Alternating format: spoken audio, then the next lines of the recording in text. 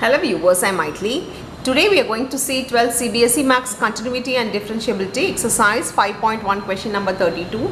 Let's see the question. Show that the function defined by f of x is equal to mod cos x is a continuous function. Here they have not given any value of for x, any restriction for x. They have just given f of x is equal to mod cos x. We need to show whether it is a continuous function.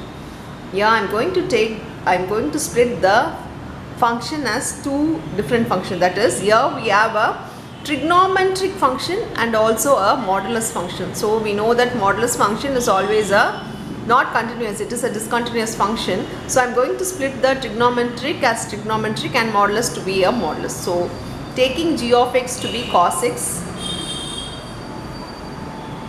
now h of x is a mod x. Here if it is only x for a mod, it will be continuous.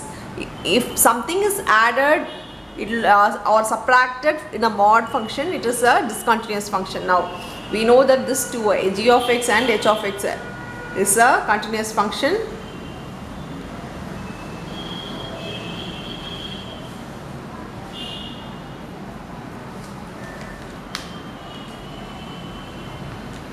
For x belongs to any real values. Now we know that the separate one is a continuous function. If we join this two, that is if we multiply this two, taking h composite g is nothing but h of g of x. This becomes, I am writing the g of x value, that is the cos x, in the place of x. So it becomes mod cos x, which is nothing but f of x. So now f of x is equal to modulus of cos x.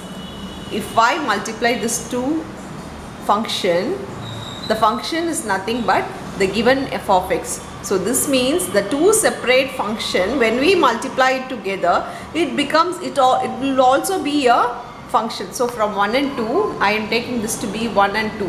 From 1 and 2 we know that these two are a function. So therefore f of x is a function, continuous function from 1 and 2. That's all with the sum. Thank you.